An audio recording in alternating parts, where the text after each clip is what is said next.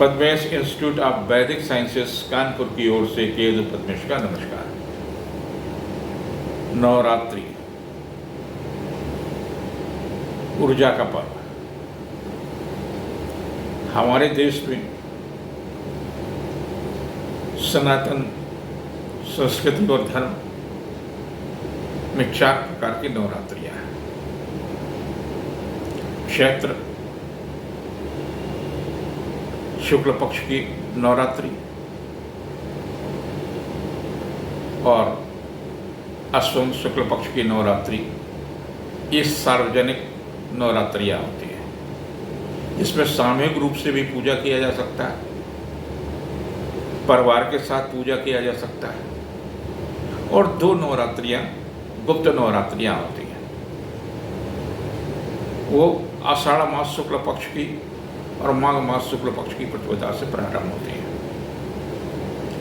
6 जुलाई आषाढ़ मास शुक्ल पक्ष की प्रतिपदा है, गुप्त नवरात्रि का पर्व है। इसमें आप अपनी ऊर्जा को वृद्धि कर सकते हैं और आपकी ऊर्जा का लाभ आपके परिवार को, आपके देश को, आपके समाज को मिल सकता है। इसमें व्यक्तिगत पूजन करने का विधान है और जिसमें चर्चा करने का विधान नहीं है कि आप लोगों को बताएं कि हम तो नवरात्रि का व्रत कर रहे हैं और बड़ा कठिन होता, बड़ा जो भी, तो इसको गुप्त रखा जाता है। और इसमें तंत्र विद्या भी सीखी जाती है, ज्योतिष का भी प्रारंभ होता है, उसके भी तमाम प्रकार की चीज़ें, मंत्रों को सिद्ध किया जाता है।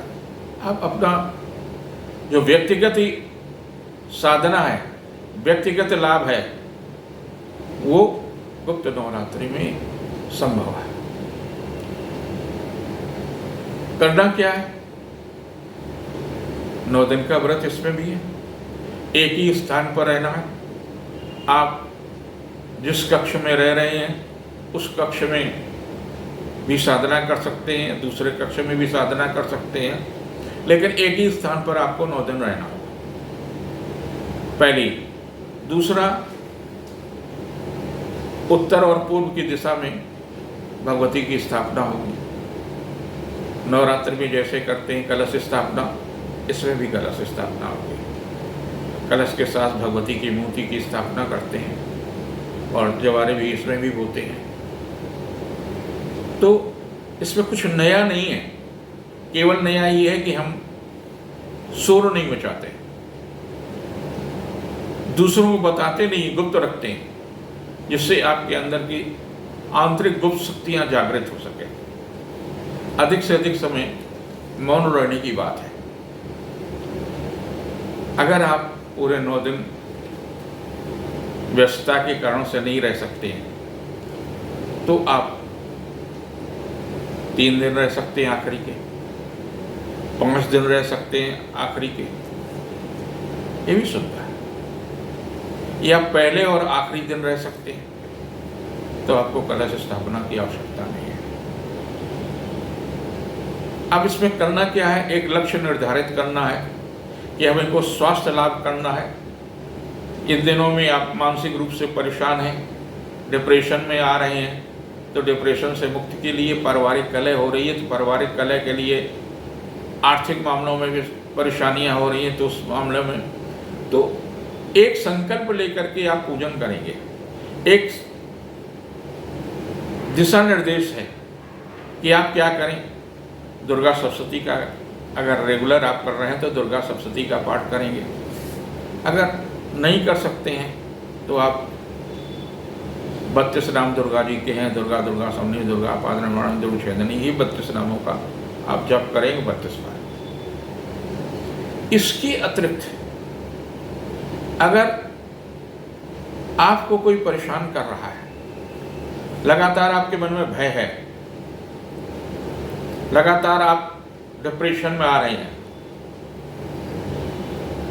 तो आप एक मंत्र इसका जप करेंगे और कम से कम 21 माला जप करेंगे नियमित रूप से।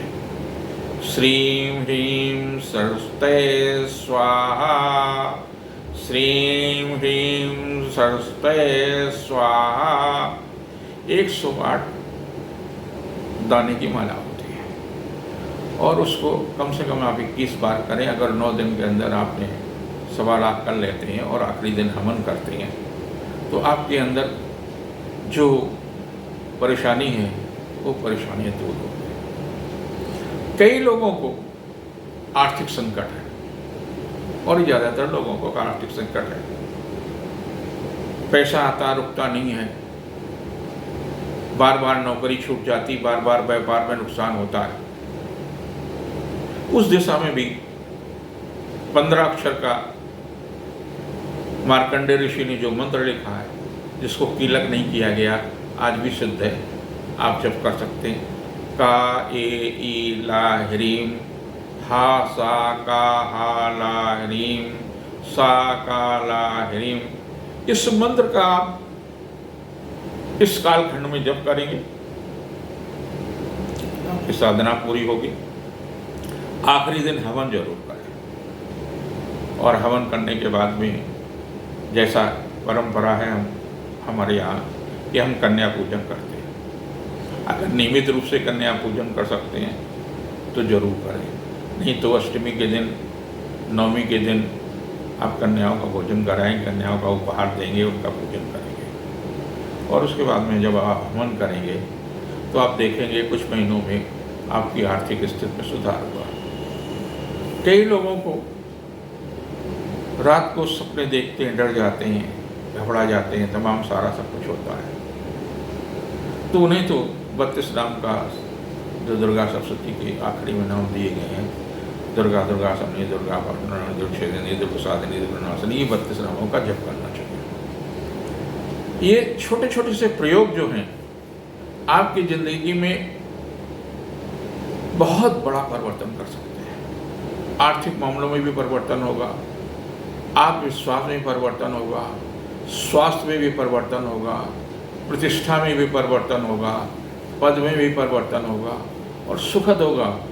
लेकिन एक बात का ध्यान रखिए, इस गुप्त नवरात्रि में दूसरे के अहद के लिए आप पूजन मत करना। अगर आप किसी के लिए अहद करने के लिए कर रहे हैं तो आपकी पूजन खंडित होगी। ये सकारात्मक पूजन है, सकारात्मक तरीके से करें, अपने कल्याण के लिए करें, अपने परिवार के कल्याण के लिए करें, अपने देश के कल्याण के लिए करें। अगर ऐसा करते हैं तो निश्चित रूप से मार्कंडेय ऋषि ने, जिन्होंने मार्कंडेय पुराण की रचना की है, उनका कथन, उनकी तपस्या, उनकी ऊर्जा का लाभ आपको मिलेगा और देवी का अद्भुत चमत्कार होगा। किन्हीं कारणों से अगर आप पूरा समय नहीं दे सकते, पूरे कालखंड में आप कुछ नहीं कर सकते, तो आप सुबह उठ करके जब आप पूजन के लिए बैठें तो आप श्रीं ह्रीं सरस्वती स्वाहा, श्रीं ह्रीं सरस्वती स्वाहा, इस मंत्र का ही जितने समय आप अधिक से अधिक जप कर सकते हैं। रात को सोने से पहले जब आप आरती करें तो उस समय भी जप कर लें और जब काफ़ी लंबे समय तक, कम से कम 45 मिनट तो करें, तो आप देखेंगे कि कुछ महीनों में आपके जीवन में बड़ा परिवर्तन आया। सकारात्मक, कुछ आपको गलत आदतें पड़ गई हैं, अगर नशे की आदत पड़ गई है, तंबाकू खाने की आदत पड़ गई है या सिगरेट नहीं छूट रही है, इस प्रकार के जो व्यसन हैं उनसे भी मुक्त होगी। पढ़ाई में मन नहीं लग रहा है, पढ़ने में इच्छा नहीं हो रही है, तो आपको इस मंत्र से लाभ मिलेगा। ये मेरा अनुभव है। 60 वर्ष से अधिक हो गया ज्योतिष और इस तरह के कार्य और लोगों को जुड़ने का।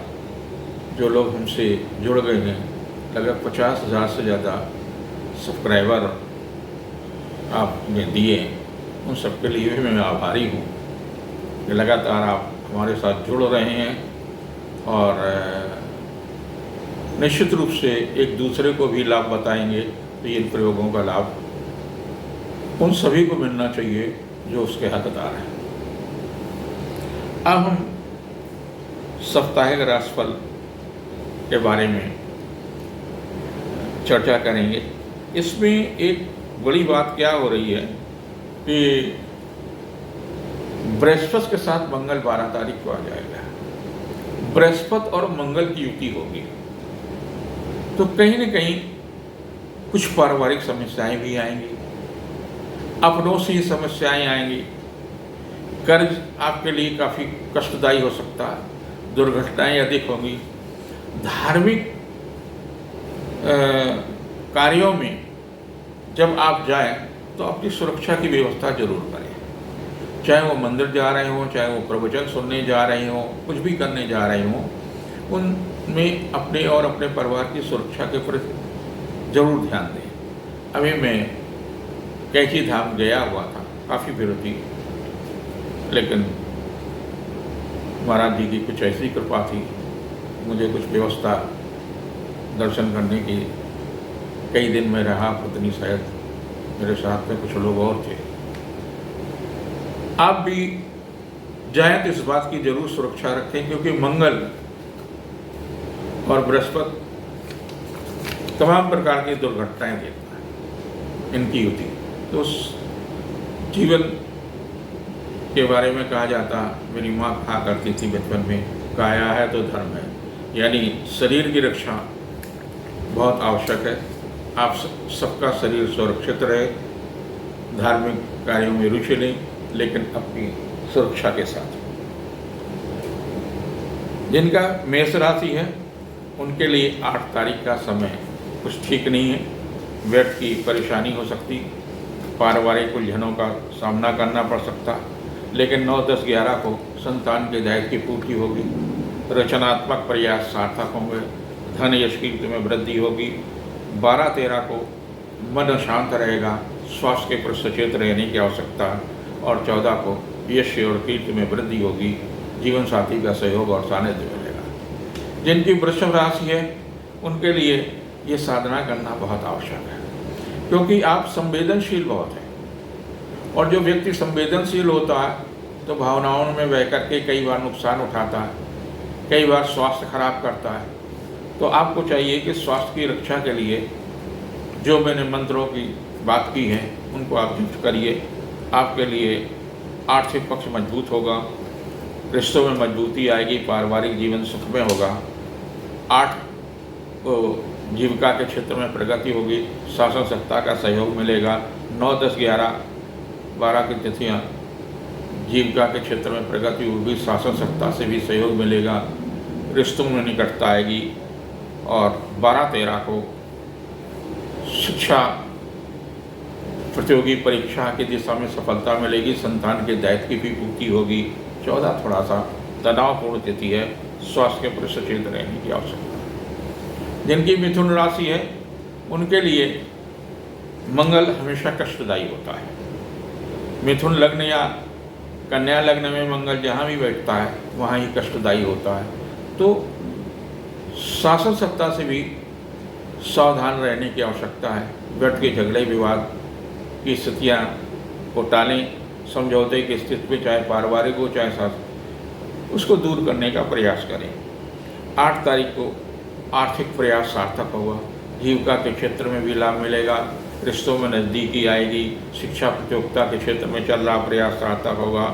9, 10, 11 को किया गया पुरुषार्थ सार्थक होगा, अपनों का सहयोग मिलेगा।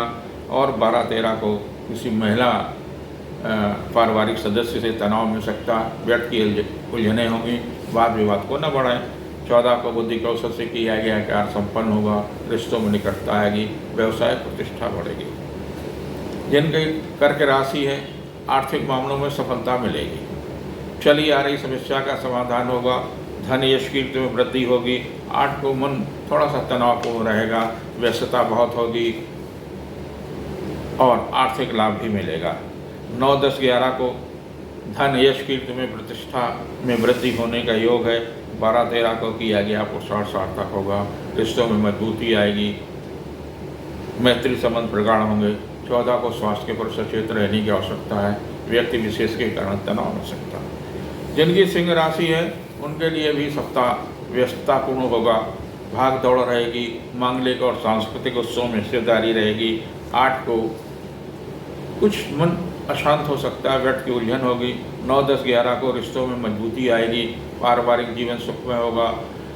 और 12, 13 को आर्थिक मामलों में सफलता मिलेगी, कुटुंब का सहयोग मिलेगा, जीविका के क्षेत्र में प्रगति होगी। 14 को किया गया पुरुषार्थ सार्थक होगा, उपहार या सम्मान में वृद्धि होगी।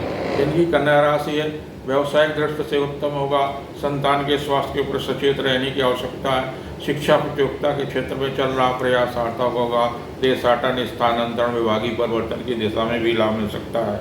8 को शिक्षा प्रतियोगिता के क्षेत्र में व्यस्तता मिलेगी, संतान के दायित्व की पूर्ति होगी। 9, 10, 11 तनावपूर्ण तिथियां, स्वास्थ्य के ऊपर सचेत रहने की आवश्यकता, मन अशांत हो सकता है। 12, 13 को किया गया पुरुषार्थ सार्थक होगा, उपहार या सम्मान में लाभ मिलेगा। 14 को धन सम्मान की दिशा में सफलता मिलेगी। जिनकी तुला राशि है, उनके लिए भी व्यवसायिक दृष्टि से उत्तम होगा, लेकिन मंगल और बृहस्पति की युति कहीं न कहीं तनाव देगी, स्वास्थ्य के ऊपर सचेत रहने की आवश्यकता है। 8 को रिश्तों में मजबूती आएगी, पारिवारिक जीवन सुखमय होगा। 9, 10, 11 को किए गए साधना या मांगलिक या सांस्कृतिक उत्सव में हिस्सेदारी रहेगी, पारिवारिक जीवन सुखमय होगा। 12, 13 को उपहार या सम्मान में वृद्धि होगी, लेकिन स्वास्थ्य के ऊपर सचेत रहने की आवश्यकता है। 14 संवेदनशील तिथि है, उपहार या सम्मान का जहाँ लाभ मिल सकता है, फिर भी मन शांत रहेगा। जिनकी वृश्चिक राशि है, उनके लिए भी ये सप्ताह भाग दौड़ का हो सकता है, स्थानांतरण हो सकता है, विभागीय परिवर्तन होगा, रिश्तों में मजबूती आएगी। 8 को किया गया पुरुषार्थ सार्थक होगा, पिता या धर्म गुरु का सहयोग मिल सकता है, धार्मिक स्थान यात्रा हो सकती है, रिश्तों में मजबूती आएगी। 9, 10, 11 को पारिवारिक प्रतिष्ठा बढ़ेगी, महिला अधिकारी का सहयोग मिलेगा, रिश्तों में मजबूती आएगी। 12, 13 को किया गया पुरुषार्थ सार्थक होगा, संतान के दायित्व की पूर्ति होगी, बुद्धि कौशल से किया गया कार्य संपन्न होगा, लेकिन 14 को व्यर्थ की उलझन मिल सकती है, स्वास्थ्य के प्रति सचेत रहने की आवश्यकता है। जिनकी धनुराशि है, पारिवारिक दृष्टि से काफ़ी महत्वपूर्ण है, स्थानांतरण, विभागीय परिवर्तन, लंबी यात्रा, देशाटन आदि का लाभ मिल सकता है। रिश्तों में मजबूती आएगी, पारिवारिक जीवन सुखमय होगा। 8 कुछ संवेदनशील तिथियां, स्वास्थ्य के प्रति सचेत रहने की आवश्यकता। 9, 10, 11 को उपहार या सम्मान में वृद्धि होगी, जीविका के क्षेत्र में प्रगति होगी, शासन सत्ता का सहयोग रहेगा। और 12, 13 को रिश्तों में मजबूती आएगी, पारिवारिक जीवन सुखद होगा, आर्थिक पक्ष मजबूत होगा। 14 को संतान के संबंध में सुखद समाचार मिलेगा, यश और कीर्ति में वृद्धि होगी। जिनकी मकर राशि है, मन शांत रहेगा, व्यर्थ की उलझनें रहेंगी, तनाव के प्रति इन सबसे बचने के लिए आप गुप्त नवरात्र का व्रत करें, साधना करें। भाग दौड़ से बचने के लिए, ईर्ष्या से बचने के लिए आपको चाहिए कि आप गुप्त नवरात्र का पूजन करें। 8 कुछ ऐसी ही तिथि है, जीवन साथी का सहयोग और सानिध्य मिलेगा, लेकिन 9, 10 और 11 कुछ तनावपूर्ण है, अपनों से कष्ट मिलेगा, व्यर्थ की उलझनें मिलेंगे, आप अपने ताना बाना बोलने में ही काफ़ी कुछ नुकसान पहुंचाएंगे। 12, 13 को संतान के दायित्व की पूर्ति होगी, उपहार या सम्मान में लाभ मिलेगा। और 14 को महिला अधिकारी का सहयोग मिलेगा, रिश्तों में मजबूती आएगी, या घर की महिला मुखिया का भी सहयोग मिल सकता है। जिनकी कुंभ राशि है, उनके लिए ये सप्ताह काफ़ी व्यस्तता का होगा, आर्थिक मामलों में दबाव बनेगा, यश की में वृद्धि होगी, प्रतिष्ठा में वृद्धि होगी, लेकिन कहीं न कहीं आर्थिक मामलों में जोखिम न लें। छोटे मोटे लाभ या प्रलोभन के प्रति सचेत रहने की आवश्यकता। 8 तारीख कुछ ऐसी ही है, स्वास्थ्य के प्रति सचेत रहने की आवश्यकता है, व्यर्थ की उलझनें रहेंगी, मन अशांत रहेगा। 9, 10, 11 को किया गया पुरुषार्थ सार्थक होगा, रिश्तों में मजबूती आएगी, पारिवारिक जीवन सुखमय होगा।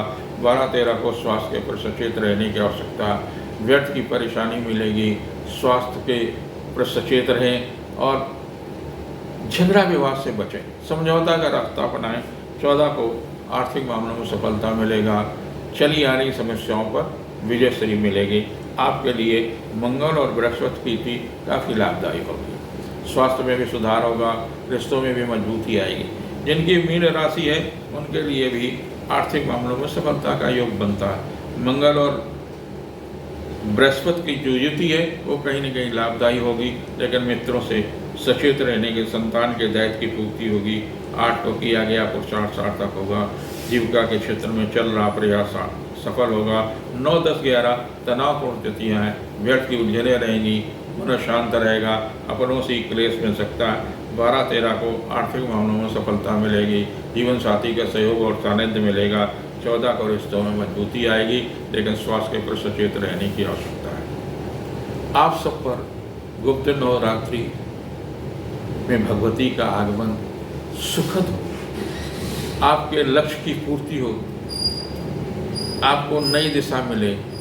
खास तौर से उन विद्यार्थियों का विद्यालय खुल गए हैं जो नई जगह प्रवेश ले रहे हैं, उनके लक्ष्य की पूर्ति हो, शिक्षा की दिशा में उन्हें विद्यार्थियों को अपने घर में नहाया हो न नहाया हो, इस कालखंड में श्रीम ह्रीम सरस्वती स्वाहा, इसमें लक्ष्मी भी हैं और इसमें सरस्वती भी हैं, महाकाली भी हैं। सबकी कृपा हो, बुद्धि आए, धन आए, बल आए, ये सब पर भगवती कृपा है।